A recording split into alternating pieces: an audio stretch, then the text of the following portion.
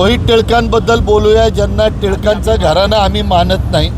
रोहित टिळकांना आम्ही व्यक्तिगत मानतो आणि आपल्याला कल्पना असेल, जर काँग्रेसमध्ये तुम्हाला असायचं असेल तर काँग्रेसची विचारधारा त्याच्याशी आपण बांधील असले पाहिजे.